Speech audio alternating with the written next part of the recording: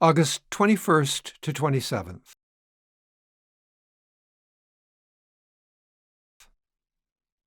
Lying in bed in the early morning, feeling my breath in the darkness, as if I were watching a world being born, and remembering last night as we drove through the evening rain along Route 2 with St. John's Passion gently carrying us past the waters where great blue herons nest and their babies first take wing, how you asked in all my life had I experienced, did I believe in things coming from another world into ours? And I knew what you meant, but it struck me as funny. Isn't every moment like that? How, walking out to the cabin in the morning, I am struck suddenly by the pattern of leaf, grass, and stem, and the richness of color carries me back to the time of Arthur, to French tapestries, and to the Book of Kells.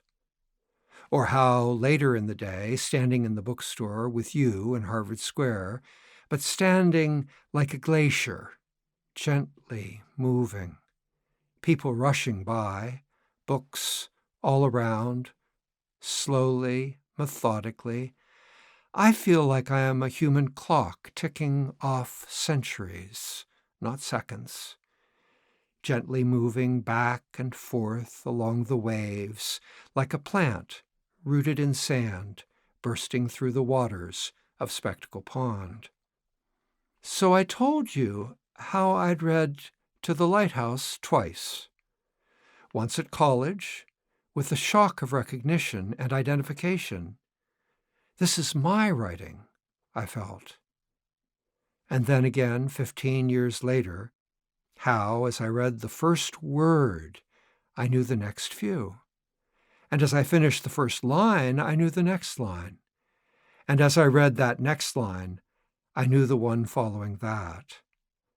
How, rather than reading the book that second time, I realized I was composing it like a symphony. It sounded off all around me. And how years after that I learned that there was one of her books Virginia Woolf felt she hadn't written, but came as a voice traveling over water from another world. Lying here in my bed next to you in the early morning, feeling your breath moving through your body as if it were a world being born, through everything fragile, everything dying, arising and passing away on this pond, on this blue water globe hurtling recklessly through space.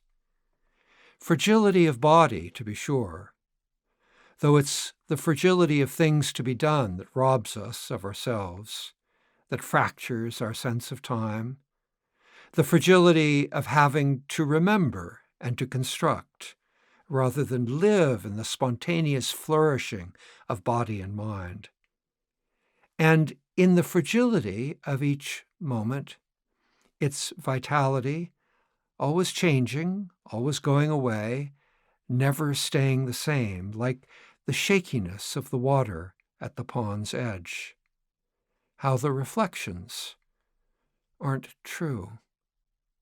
And yet, even if all of this arises from another world, is utterly other than what we think, now, sitting in my cabin composing, I observe, even in the howling wind and missing you, the integrity of each leaf and line, how sturdy the leaves along the stems of summer flow.